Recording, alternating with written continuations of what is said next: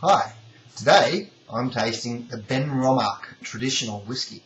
Now this is a Speyside whisky, so it's up in the northeastern side of Scotland, and it's the traditional home of the large volume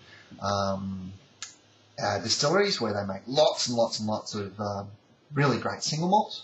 Speysides tend to be very fruit driven and light, and are the basis of lots and lots of blends. So really beautiful, succulent, elegant, easy approachable whiskies, and then usually some interesting stuff thrown in with some wood finishes, or sometimes they peat the barley, which is a little untraditional, I guess is the word, but certainly adds a bit of interest to the wonderful variety of whiskies that you can get from Speyside.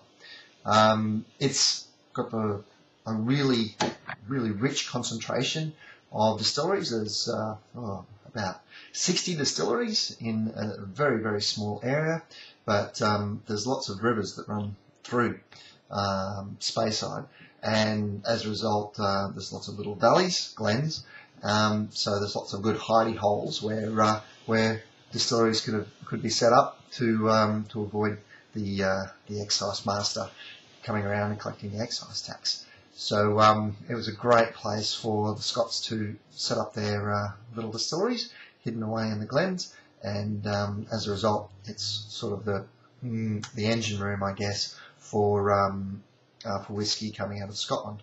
So we're tasting the Benromach Organic. It comes in this beautiful display tube, and it's actually quite modern, the packaging. It's even though it's not a new distillery, it's recently been refurbished, and the guys have done a wonderful job. Actually, it looks fantastic. So this is, which way around? This is the Benromach Organic. So you can see it's in kind of a funky bottle, and scripty sort of writing. Matured in hand-selected oak casks. So they select the casks by hand. How else would you do it? Did you get a machine to do it? Anyway, let's crack the top and see what we get. I love that sound. Okay, so this is a peated whiskey. It's pretty obvious when you smell a peated whiskey straight away. You get a sort of bacony, hammy kind of smoky smells. This one certainly has that. It's not overt, it's not overpowering with the peat, but it's certainly present. Yeah, it's lovely. There's really good lemony, citrusy, more blossom than the actual zest. Sort of like a lemon blossom or a lime blossom. And then this kind of rich bacony smell underneath. Okay. It's quite a light coloured whiskey. You can probably see there just a touch of hay, straw colour. I'd say that's American oak. Actually, it is ex-bourbon barrels for aging. Don't get a lot of oak on the nose, probably because it's pretty complicated with all of the other flavours. The oak isn't really overt, but really driven by this combination of smoke and citrus. It's really quite interesting. And then some vanilla. I guess that'll be the oak coming through after.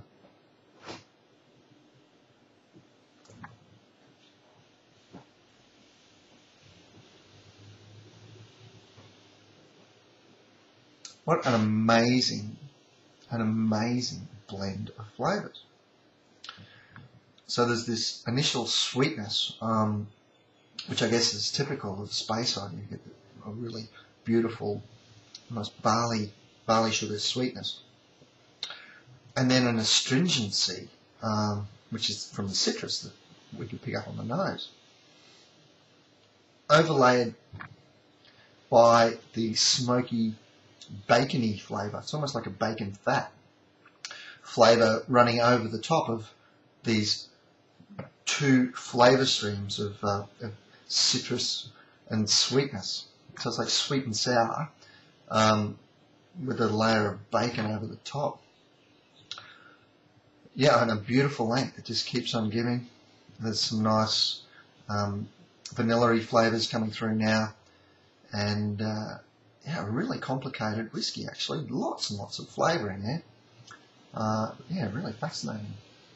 Now, when I try a new whiskey, that's straight up, but sometimes they get better with a little bit of water, so I'm just going to put a drop in. And with this one, seriously, just a drop. It's only 40%, so there's already a lot of water in there. So probably won't, I doubt that this will improve, but you never know until you try it there. So it's always worth trying a bottle with just a little bit of water to see if it improves, or to see if you prefer the whiskey with a little bit of water, or straight up, or maybe some whiskies with a little bit of ice. Even I find I prefer them with a little bit of ice. Which one's that? Particularly some of the island whiskies I tend to like with just maybe 1 cube of ice, just to drop the temperature a little bit and close them up a little bit, because they can be quite powerful. Okay, I lose the citrus. and the smoke on the nose now that it's got water in it. It's really more dominated by the maltiness. Yeah, it's just a really good rich malt and vanilla-y. Okay, so that's the effect of the water. It's taken out that intensity of the intensity that was there from the smoke, peat, and the citrus. So on the nose, I prefer it straight up. My preference. You might like it the other way.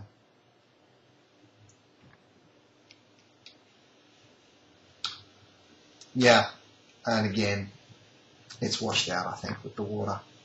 The flavours are there, but because the intensity has been lost, because it's diluted, it's really, really easy to drink like this. Really easy to drink, actually. But for me, not as enjoyable. But people who are just starting out to drink single malt whiskies would probably enjoy this diluted, because it doesn't have nasty flavours in it. It's just a really soft, mellow drink, but it actually ticks all the boxes, meaning it's got some peatiness. You can really taste the barley, the vanilla flavours from the oak, yeah, underlying citrus. Really, not a lot there, but you can sort of break that down. It'll be a really good, useful whiskey to introduce somebody to single malt with when it's watered down. But when it's in its pure form, even though it's only 40% alcohol, really good concentrated flavours. And yeah, I'm a big fan of it straight up. So I'll get rid of that, and I think I'll enjoy that as a straight pour in the future. So the water from this comes from the springs of Benromach, and it's a beautiful, pure, pristine water.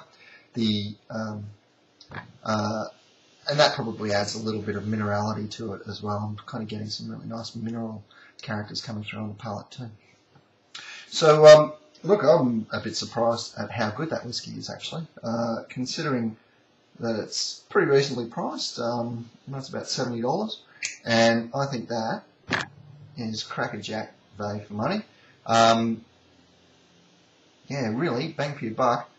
That's right up there with the Ardbegs or even Lagavulin. It's kind of got that smokiness that those whiskies have with the peat, but it's not overpowering.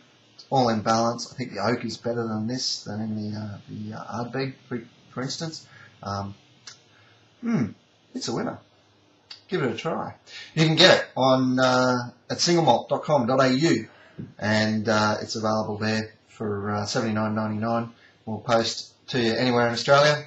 And if you're one of the sailors aboard the Global Challenge, I'm sure you're drinking that regularly and enjoying it. So get into it, give it a go.